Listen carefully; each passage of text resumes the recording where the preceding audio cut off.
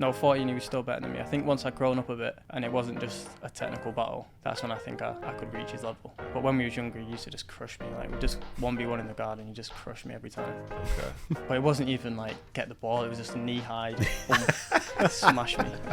Is that the Salford in you then coming out? Yeah. From him, yeah, not me. No. Yeah. The official Manchester City podcast. Watch the full video version of this show via City Plus now. James, thanks so much for joining us on the episode of the podcast. I know Nedham's very excited for it, mainly because he was telling me before we started that you've actually played against each other in the past. Mm-hmm. Do you want to tell us? I'll let you take the lead. So what we're talking about here? What we're starting with? What you decide. What do you want to start with? So obviously when I was... How old was I? I was quite young. I think maybe 17, 18. What? Was I older? When you played football? Was I older? You were a lot older than that, pal. Well, I challenged him to a 5-a-side game, obviously. But I wasn't expecting the level he was going to bring. So I rock up with my mates from back home. Obviously not footballers. Yeah. But they were all right, though. Some of them were all right. They've tried to be footballers, but didn't work out, and now they're working somewhere else. Start the game off, we're pretty, not level. I think we know the levels there, but the scores level. I think he gets second half, and then I think they just turn it on a bit, and obviously it was a close game in the end, but they just beat us.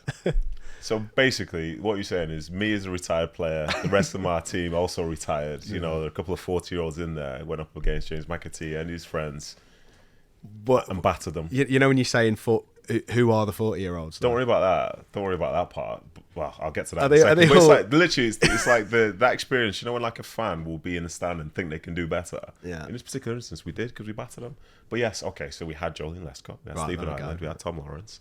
I think maybe Chris Eagles played as well. There were possibly a couple, but you know, we're all old. You know what I mean? We're past it. We've been chewed up and spat out by the football world. You couldn't beat us. Tight pitch though, isn't it? Well, we said before, didn't we? We're going to have to do it again. And maybe I'll bring a bit of better opponents. Yeah, maybe I will. That's fine. Do you know what? I'm going to say it now, officially on this podcast. There's no way you ever beat me. A 5-sided? Yeah, there's no way.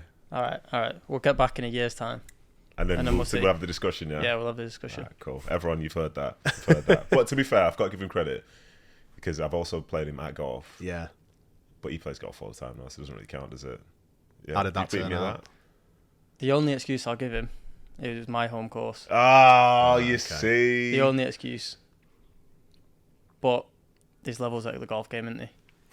I'm up here and then you're just... How about this, yeah? From this point, again, I'll say it officially on the podcast. The next time we play golf, you won't beat me either. I'll 100% beat you. I bet you won't. 100%. Bet you won't. All right, cool. Do you want it? Yeah. All right, cool. This is another summer thing. This is going to be an intense summer, you know. What's next? I'll have you a game of chess later, yeah. No, he's basically, I know James. He's a nice kid. But he's going to start losing a lot to me very, very soon. We've got another 25 minutes of this. We need to make sure he doesn't walk out at this stage. No, of course not. No, he's sweet. We're all good. We're all good. But yeah, now we've got that animosity out of the way, let's chat a bit more about you. I mean, the only place to start seems to be your hat-trick the other week at the Etihad against Salford. As a Salford lad as well, it must have been a really special moment for you. I'm sure you've been told to talk about it loads, but how was it for you, that game? Well, the game itself, actually, I was quite frustrated. I've said this before in the last last interview I had. I was like, during the game, I was frustrated myself. I wasn't getting the ball, and then you see my first goal when I celebrate. I'm just relieved, like I just get it out of me, and so I was just happy after the first goal. And then I think once you get the first goal, you're more relaxing, aren't you? And then the ball was finding me a bit more, and I was enjoying myself then. Yeah. But I never really thought of it like, oh, I'm from Salford, I'm playing Salford. Yeah. Never really thought of it like that. Why not? You're clearly from Salford. You're playing against Salford. I think I just put that past my head. I don't think it ever came to mind. I don't know really any of their players personally, so it didn't feel like I was playing my hometown or anything. Okay. Yeah. Okay. Did you have a favourite goal out of the three?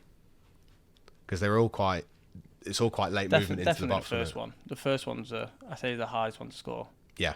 The second one, obviously, I just got a bit lucky in my positioning, and then third one is a straightforward finish. First one's the one. It's on my right though, so take that. Is the first one the one where you go across the defender? Yeah, Jeremy's running down, and then I think this is the toughest one to score.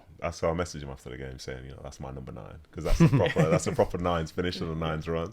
Do you enjoy sort of having that sort of role at times, say when the ball's out wide, or do you prefer being a bit deeper, coming late in? To be honest, I normally prefer coming in late and getting more of the cutback.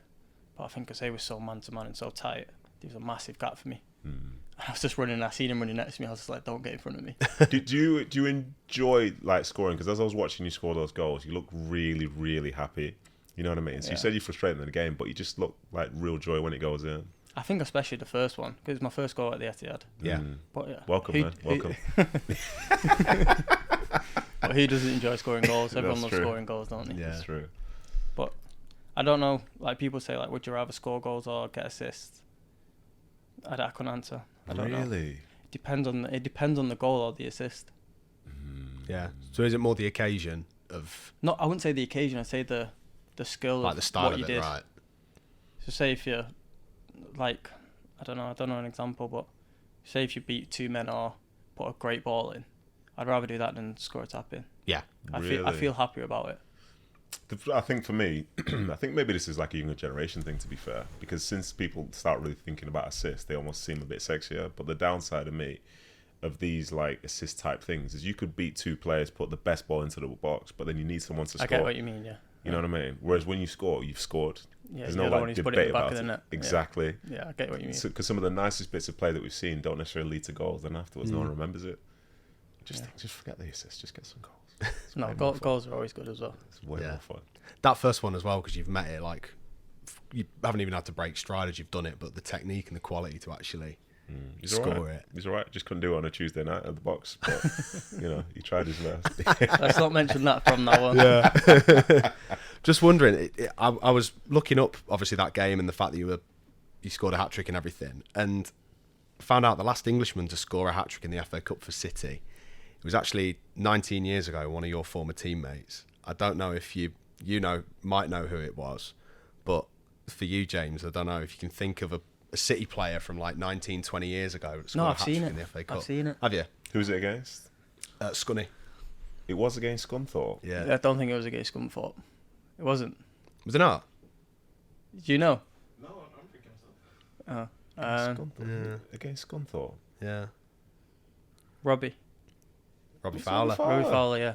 Robbie Fowler. Wow. I've seen that though. That wasn't knowledge. I've just seen that. Yeah, but still. What score? Do you remember what score the game was? I don't know. Definitely 3-something. What or was it? more. What was it? Last Englishman to play for City and score Yeah. a hat-trick, in the Cup. Yeah, it's great to think I played with Robbie Fowler. Yeah. I've played again with some of the Here we go. top, the people to get to 100 plus goals. I played some really like obscure ones, which most people don't really link to, say, like City, for example. 100 plus goals. In the Premier League, yeah. Because, for example, Andy Cole, a lot of people forget he was at City. But recently, when Newcastle had a game on, they were talking... Yeah. You can cut all this or whatever, but they were talking about Alexander Isak and him scoring 50 goals in 80-something games. And Andy Cole was number one, 50 goals for Newcastle in 50 games. Yeah. I've seen that as well, yeah. But they weren't even talking about it. They just went up on the screen and like, oh, he's like third fastest ever. Isn't that incredible? I was like, yo, look up higher. Yeah. 50 and 50 is wild. You know what Mental, I mean? innit? Yeah. Was he in your five-a-side team as well? No, he's a little bit older, to be fair. I think he's probably pushing 55, 60 now. So Yeah. probably better for his health. I'm closer in age to Devante's son than I am somebody, so we're all good. Yeah. Good point. The other thing I think is really interesting is the amount of like sport in your family. Because obviously your brother plays, doesn't he? He's at Bolton at the moment. Yeah. You play against him as well when he was at... Actually, talking about Scunthorpe, were you played playing... against him, yeah. Yeah, but that was when I was with the EDS. Yeah, with the 21s, yeah. What was that like to come up against him? Had you like played against him at grassroots level or anything like that? Or No. That was the first time I ever played against him on a professional pitch. But we kind of played. We're both attackers, so we kind of wasn't against each other much. But it was fun. It was good to be against him. But I can't really remember now. It was years ago. As you approach that game like that, are you looking to just try and like outplay him by scoring more, or just like kick him? What's the sort of relationship you have with your brother? I think I was trying to outplay him, and he was just trying to beat me, but he never did. He never did. But I think that was his mindset going into it. I think he gave me a little WhatsApp message saying, "If you get the ball near me, I'm going to absolutely crunch you." But he never did. And when you were both younger, who was the better player relatively? What age? Let's go from say 10 to like 14. I think so.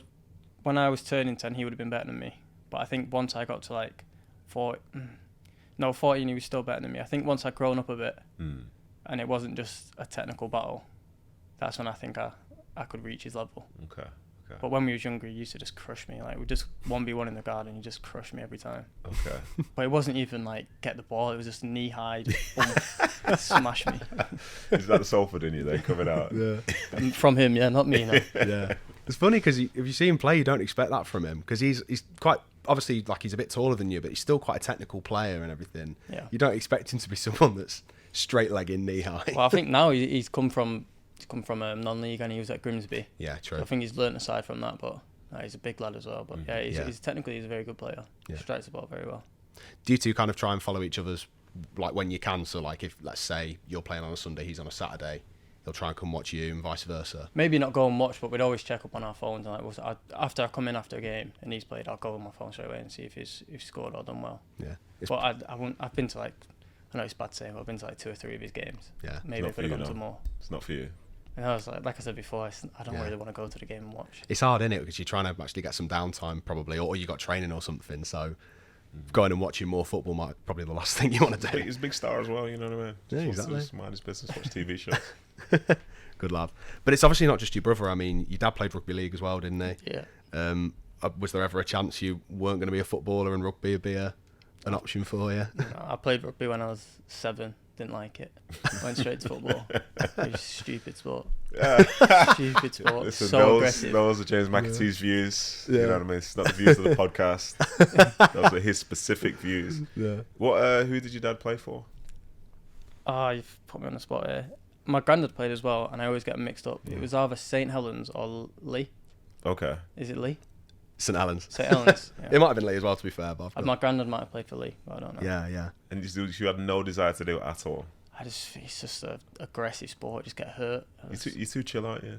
Yeah, I'm not. I don't want to be just running into people and getting smashed. It's not for me. Yeah. Was your dad a football fan as well, though? Or was he just pure rugby? A bit of both. Yeah. He's not like mega on football, but he's not mega on rugby either. So he just floats in the middle. Just likes playing it. Rugby, I mean. Not anymore. No, he's better golfer than I am. Is he? Smashes golf out every day. That was a slight flex, by the way. He's basically saying he's a good golfer. You heard that. Yeah. You know what I mean? But again, you can decide for yourself. What do you play off in golf, out of interest? My official handicap's like 5.2, I think, right now, but I don't actually play off that. I'd say I play off around 10, 11. Still pretty good, isn't it? Like, He's the second part of that was a lie, by the way. He's a 5.2. yeah. He's just trying to protect himself. Sandbagging. Yeah. No. I've not played for a while. It's winter, innit? It's been snowing, so. Yeah, true. It's trying to take the pressure off when you have that much. No pressure. Listen, it's There's going to no pressure happen. there. He'll be back on this podcast, and he'll have to apologise to me live for everyone to be able to see as well, because I will beat you. I will find a way. Shake your head all you want. Shake your head all you want. Shake your head all you want. Yeah. It'll be worth it. Is golf something that you like to do away from football then? I think it's my main hobby. What else would you say you do? If I was going to do something, if it wasn't golf, I've got like a small friendship group that we'd probably go out and we just do anything. Do you know what I mean? We'll text saying, let's go Manchester, and we'll just do anything that we can. Like mini golf, bowling. I like to do activities. I don't really like to go and sit down and eat food and stuff. Okay. It's not. Sometimes at night, say if I was with my girlfriend, I'll do that. Make her happy as well, so that's good. But nice guy.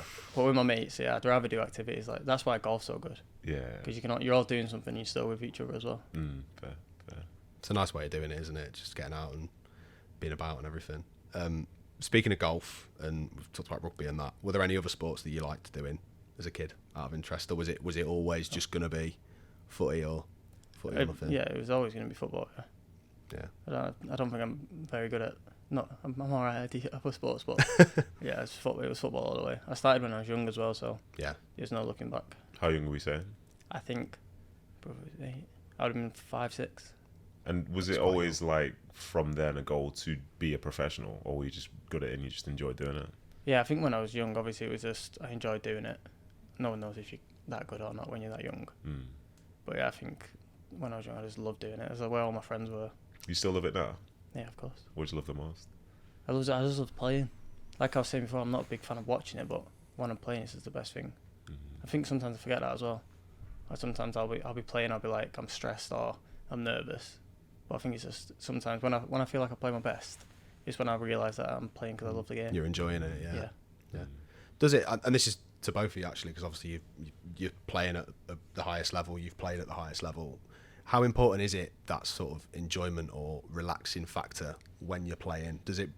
Are there some players? What I mean is like some players that kind of, if they are sort of high intensity, highly strung, they are almost a better player with that emotion behind them, or do you feel it's always about enjoying, relaxing, and that makes you the best version of yourself? I don't know if James agree, but I feel like every player is different. You know, for some people, they're like obsessed with routine, and you can see that football is the only thing that they have. Whereas for other people, they're very good at football, but they can also walk away as well and focus on other things. And I think the point which James feels like he was alluding to is like when you're playing your best is when you can just be automatic and see it for what it is. Like every game has its like backstories. There's pressure in some, not pressure in others.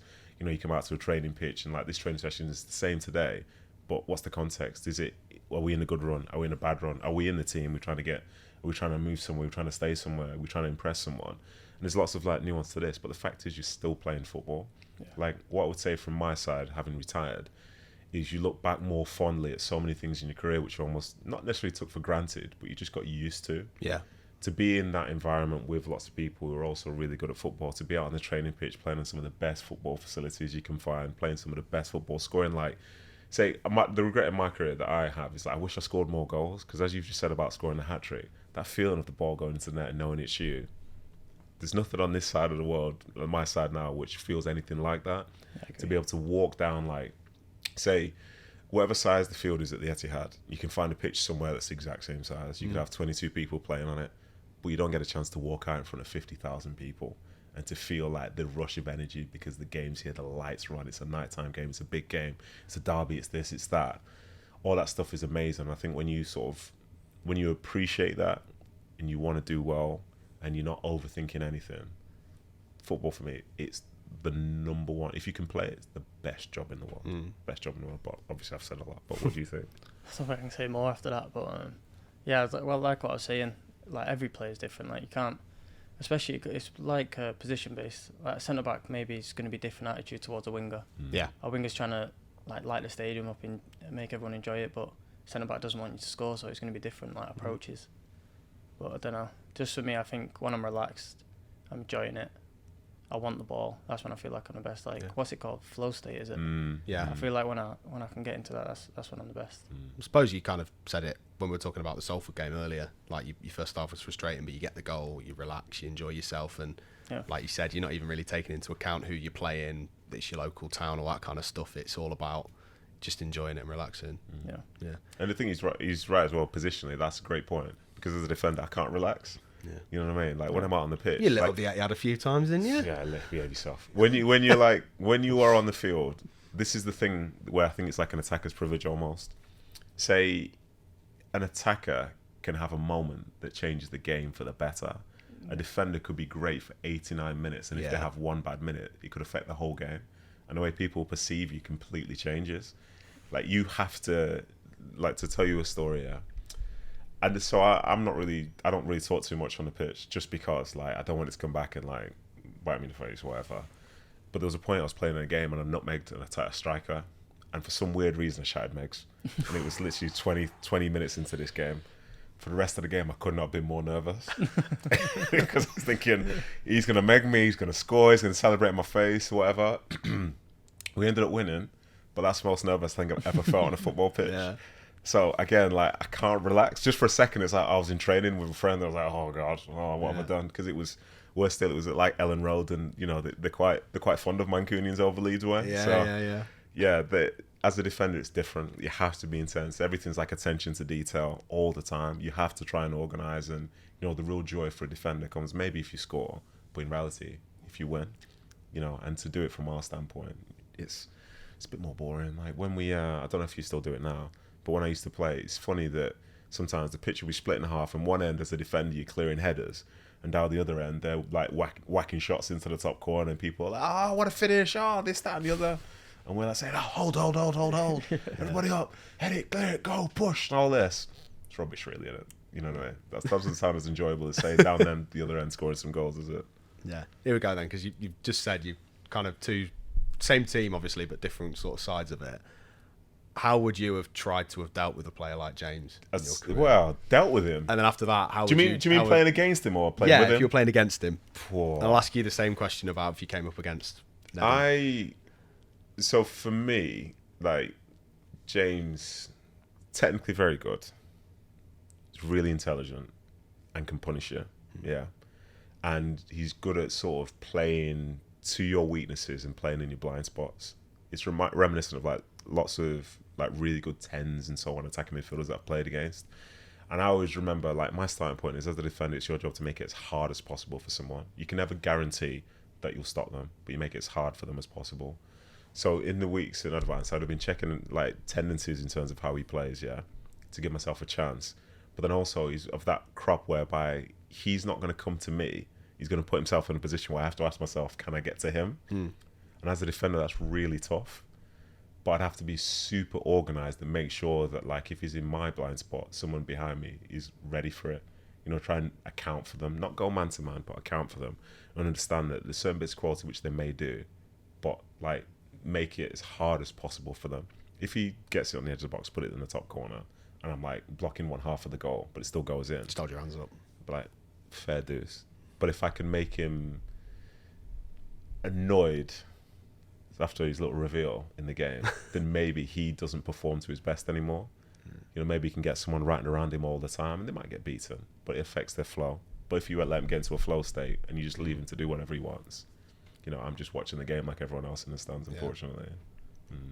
Music to your ears, I imagine, when you hear him talking about blind spots and getting dragged into different positions. I think he basically said it like, my answer would be just to try and stay as far away as possible.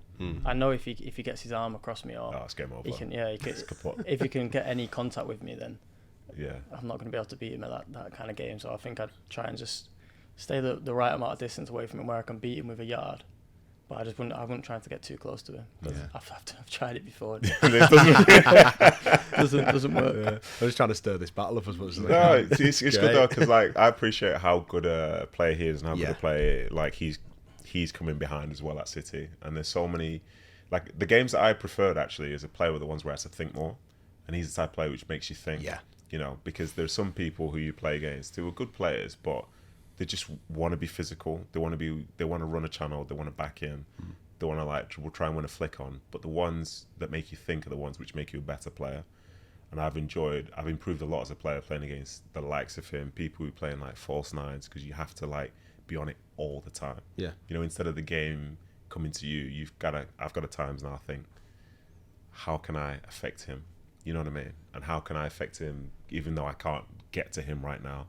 Can I make sure that he's organised? Am I communicating with the six in front of me to know whether it's left shoulder, right shoulder, and can I do it for 90 minutes? Yeah. You know what I mean? When the ball goes out wide, where is he? Where is everyone?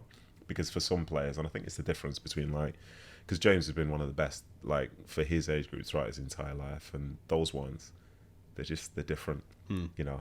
And he can have a game, but again, hopefully at some point we can see it for like a longer period. But if he's on the pitch and he's doing well, like, those players are the best to play with because they're the difference. There are lots of us that are good, but there are people with the difference. I think that's what James is. Yeah. I know he's still sitting across from me, but that's an example. Thank you very much. You're right. Yeah. I don't want this to sound odd, but like I've had the privilege of working at City for 3 or 4 years now, so I've been able to see your development at the 18s EDS firsthand to then getting the seniors, go Sheffield United and everything like that. And you seem like your game, it was very clear that you had an identity as a player early on, the way you wanted to play, the way you've kind of described it. How do you feel that maybe your game has developed since you've had that exposure to first team football at Sheffield United and now at City, compared to maybe what you would have been like during that, for example, that EDS season where you were just unplayable at times when we won the league, I think 2022, for example? Like, how do you feel you've developed as a player since you've had that senior chance? I think I'm still definitely developing. Like, I can still see it now. Like, from the start of the season, I feel like I'm so much more comfortable now. Like, on the ball, I feel like I've definitely grown in physical side. I think that's came from Sheffield. Obviously, it was a tough time for me as well. Like, not having much of the ball. Like, we were struggling in some games, and it was mentally as well. Mentally, it was tough. But from the EDS, I'd just say I've grown up, and I'm definitely more relaxed than I was then. I'm just more chilled out, and I know what I want from the game now. I think that's the main difference. How did you find, say, so you went on loan to Sheffield United twice, one season promotion, the other one in relegation. When you went back that second year, did you think it would feel similar to the first year when, say, you were doing well in the Championship as such? And what do you reckon, what helps you more, the season where they did really well, or the season where they weren't doing so well? Personally, I think the season where we did well. I think the second season, I learned a few things, but maybe not as much as I could have out of that season. It was obviously a tough time for everyone there, tough time for the whole team. But I mean, the last few weeks in particular, you've started getting more regular minutes, and you're thriving, and the fans are loving it as well. It must be a great feeling, sort of getting those opportunities, being able to show what you can do, and have some of your own fans behind you, buzzing whenever you get that chance as well. Yeah, every player wants the fans behind them. Especially, I heard them singing my name. I think it was a Leicester game. Yeah. When I came on the Leicester game, that was obviously an amazing feeling. So yeah, everyone wants the fans behind them, don't they? Yeah. That turn as well. You see his smile on his face there. Yeah. You like that one, didn't you? Yeah. It is nice. It was the way you created. It was Erling's goal, wasn't it? When you did that turn on the byline. Yeah. It was. I like the little fake down the channel Yeah. after that though. That was a bit for me. It was like I fell for that before. Down the line. Yeah, like you did that first bit, and then you like figured if you were going to go down the line, then you came inside, passed it inside, and you left. That's going to get a few people in time. Yeah. Did that feel like a nice moment for you? You've obviously played for City's first team regularly before that, but did that sort of feel like a really nice moment, that Leicester game for you? In the moment when we scored the goal, I was like, I knew I obviously did. I got around one player, but I wasn't like, oh, I've created the goal. But then obviously the way that the lads celebrated with me after, I was like, oh, it must have been decent. And I watched it back and it wasn't too bad, yeah. It was more than decent, yeah. Yeah. And that Leicester game as well, maybe, like we say, the performance wasn't quite the level that we know we can do, but we got the result. And last few weeks, again, not quite where we want to be, but it does seem like the corner's been turned, and the atmosphere in the team's good and positive and moving forward. So, yeah, seems to be a good place to be again at the moment, City. Well, hopefully, obviously, last game it was football. Like we was 2-0 up. We've obviously conceded 2, but I don't know. We just need to keep our head down, I think, and just keep going on the same route. Don't change many things. Don't try and change everything, and then we'll go on another losing streak. But I think if we just stick with it, and I think it's just confidence at the moment. I think once the belief's back, I think we'll go on a run again. What are your personal aspirations, say, for the rest of this season? Right now, I think just keep trying to. If I get my minutes, so just trying to impact the game. Sometimes it's hard. Maybe I might get my minutes when it's like 3-0, and it's hard to impact the game because we want to try and keep the ball. But say Leicester, when I get the opportunity to do that, come on at 1-0, and I get to impact the game and go 2-0 up, and the game feels more secured. Like yesterday, I came on and I nearly scored. Yeah. If I score that, then it's 3-1 and it's close the shop up and it's 3 points. But I think like what I said, just trying to impact the game as soon as I come on. Do you have any sort of cheat sheets or hacks that you do to kind of try and keep those good habits, or anything that's maybe you've seen someone else do that you've tried to take on to maintain it for as long as you can? No, I wouldn't really say that, but I'm definitely trying to work on it. I think trying to keep my good habits. My good habits to me is train well, eat well, stay fit. They're my good habits. And sometimes maybe if I'm playing well, then they'll slack off a little bit. I might have the odd training session, but I'd say this year I've not really. I've quite